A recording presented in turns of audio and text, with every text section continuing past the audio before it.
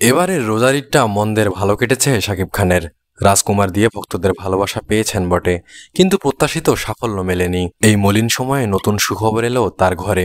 সংযুক্ত আরব আমিরাতের সম্মানজনক গোল্ডেন ভিসা পাচ্ছেন শাকিব। শনিবার বিকেলে তথ্যটি নিশ্চিত করেছেন নির্মাতা প্রযোজক অনন্য মামুন, যিনি শাকিবকে নিয়ে আমিরাত তথা দুবাইতে বিভিন্ন কার্যক্রম পরিচালনা করেছেন এবং করবেন।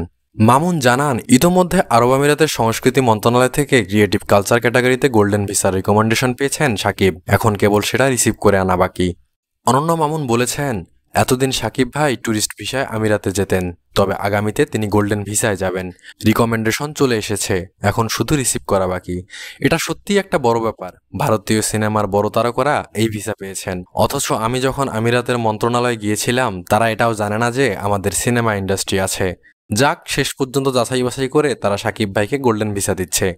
এই ফাঁকে বলা দরকার, ব্যবসা ও এ ক্যাটাগরির চাকরি ছাড়া কেবল সংস্কৃতি অঙ্গনের মেধাবী তারকাদের বিনামূল্যে গোল্ডেন ভিসা দেওয়া হয়। দীর্ঘমেয়াদী এই ভিসার মাধ্যমে আমিরাতে গিয়ে থাকা, ভ্রমণ কাজ, এমনকি পড়াশোনাও করা যায়। বলিউডের শাহরুখ খান, সঞ্জয় দত্ত সহ অনেক তারকা গোল্ডেন ভিসা পেয়েছেন, তবে বাংলাদেশি হিসেবে শাকিবই প্রথম এমন সুযোগ পাচ্ছেন দেশটির পক্ষ থেকে। শাকিবকে নিয়ে দরদ নামে নতুন একটি সিনেমা বানিয়েছেন অনন্য মামুন। গত ২৮ মার্চ নায়কের জন্মদিনে দুবাইতে ছবিটির ব্যতিক্রম প্রচারণা চালিয়েছিলেন তিনি।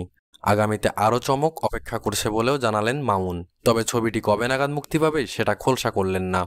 উল্লেখ্য, দরদকে বলা হচ্ছে প্যান ইন্ডিয়ান বাংলাদেশি ছবি। এটি বাংলাদেশের পাশাপাশি হিন্দি, তামিল, তেলেগু, কন্নড় ও মালায়ালাম ভাষায় মুক্তি পাবে। ছবিতে শাকিবের নায়িকা বলিউডের সোনাল চৌহান, এছাড়াও থাকছে কলকাতার পায়েল সরকার, রাজেশ শর্মা, রাহুল দেব সহ অনেকে। তুমি সব আলো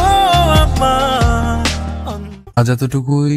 ততক্ষণ পর্যন্ত ভালো থাকবেন, সুস্থ থাকবেন, লাইক, কমেন্ট, শেয়ার ও সাবস্ক্রাইব করে পাশে থাকবেন।